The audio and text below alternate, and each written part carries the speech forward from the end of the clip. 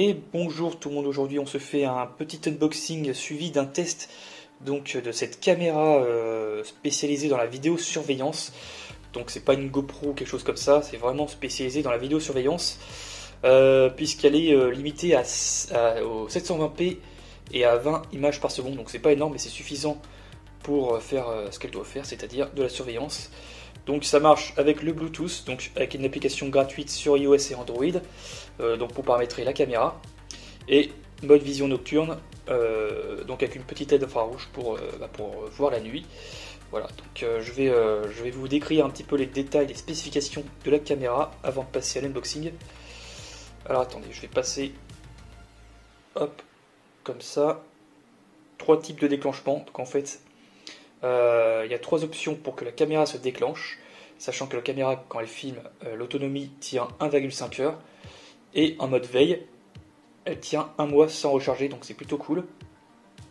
Donc pour sortir du mode veille, 3 options de déclenchement. La première, le choc, c'est-à-dire que s'il y a une vibration, elle va s'activer. Détection de mouvement, c'est-à-dire que s'il y a un truc qui passe dans la caméra, elle va s'activer. Et par rapport au bruit et à la voix, à partir de 65 décibels, elle va aussi s'enclencher à partir de ce moment-là. Donc 720p maximum à 20 images par seconde, ça je l'ai dit. Vision nocturne, je l'ai dit. Microphone, donc ça enregistre aussi le son, donc c'est plutôt cool. Bluetooth 4.0 pour le paramétrage sur un smartphone ou une tablette. Application gratuite, forcément. On peut aussi configurer la caméra sur l'ordinateur avec le câble USB qui est fourni avec. Choix de l'intervalle entre les vidéos lors de l'enregistrement automatique, 10, 15 ou 20 minutes. Mémoire de stockage, donc il faut une micro SD pour stocker les vidéos, donc il vous faudra ceci, alors plutôt ceci, hein, c'est micro SD, c'est ça. Donc ça va jusqu'à 250 Go parce que je crois pas qu'il y ait de mémoire interne, donc il faudra absolument acheter une carte SD qui n'est pas livrée avec. Voilà, puis voilà, la batterie Li-ion, donc voilà, 220 mAh pour jusqu'à 1,5 heures d'autonomie, jusqu'à 1 mois en veille, voilà, c'est ce que j'ai dit. Donc chargement par USB. Le chargeur secteur n'est pas fourni avec, donc il faudra l'enregistrer, enfin faudra le recharger sur un ordinateur et tout ça. Alors le câble USB pour le recharger et pour le paramétrer aussi sur l'ordinateur si vous voulez. La notice ici.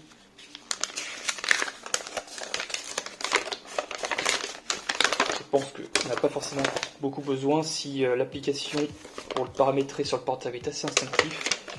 Ça devrait être assez facile pour le paramétrer.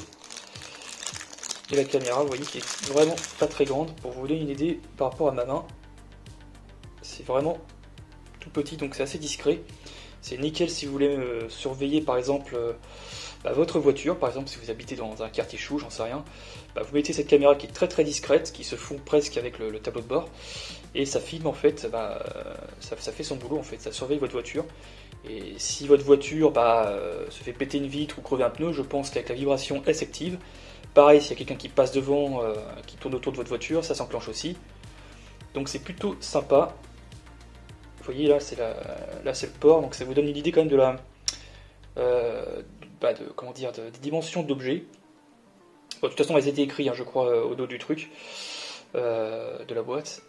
Donc voilà. Du coup, je vais essayer de paramétrer ça, je vais vous faire voir ça, et je vais faire les tests en direct avec vous. Voilà, donc ensuite on passe au paramétrage de la caméra avec le logiciel sur PC, donc gratuit à télécharger sur le site de Pearl. Donc c'est très bien expliqué dans la notice où c'est qu'il faut le télécharger. Donc dès que vous installez le logiciel, vous le démarrez, vous connectez bien entendu la caméra. Quand elle est connectée, c'est écrit ici caméra connectée. Vous mettez la carte SD aussi dedans, donc dans la caméra. Petite précision donc pour la carte SD, il faut peut-être des fois la formater en FAT32, donc c'est bien précisé dans la notice. Si ça n'est pas fait, donc vous le faites avant de la mettre dans la caméra. Et ensuite, si tout marche bien, si la carte SD est bien reconnue, vous avez donc la mémoire interne de la caméra. Donc vous voyez 62,4 MO, c'est clairement pas suffisant pour enregistrer de la vidéo, c'est juste à mon avis pour le logiciel, enfin le software donc de la caméra. Et là ensuite vous avez une deuxième partition avec votre carte SD. Donc là je l'ai renommé caméra de surveillance. Donc voilà, si ça s'affiche comme ça pour vous, c'est que tout va bien, tout est bien connecté, tout fonctionne bien, tout est bien reconnu. Ensuite, donc là, vous voyez, on peut paramétrer la caméra. Donc là, on peut modifier l'heure. Bon, là, après, là, moi, je laisse comme de base, parce que là, bon, c'est la bonne heure. Vous avez ensuite les réglages. Donc là, c'est marqué en anglais, enfin, moitié français, moitié anglais. Alors, je crois que c'est pour la Lune Cigar, hein, la prise car, je sais pas quoi, la car 5 volts adapteur. Ça doit être la prise à une cigare, je pense. Donc voilà, vous avez plusieurs modes d'enregistrement, dont le détecteur de mouvement de sécurité que je vais cocher. On va tester ce mode là. Donc vous voyez que dès que je clique ici, réglage non synchronisé, puisqu'à chaque fois que vous faites des modifications, il faut appuyer sur synchroniser les réglages pour que ça soit enregistré dans la caméra. Ensuite, une fois que c'est fait, vous fermez et puis après la caméra est prête à être utilisée. Donc les options langue français, donc voilà, c'est toutes les autres langues.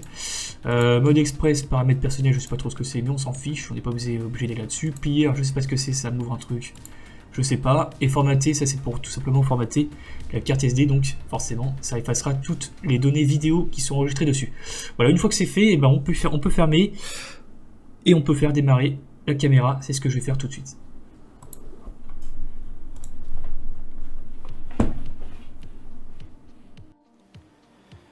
Donc ça y est, là on va faire le test grandeur nature avec l'option détection de mouvement. Donc je l'ai posé comme ça, faut pas la poser comme ça parce que forcément l'objectif est dessus.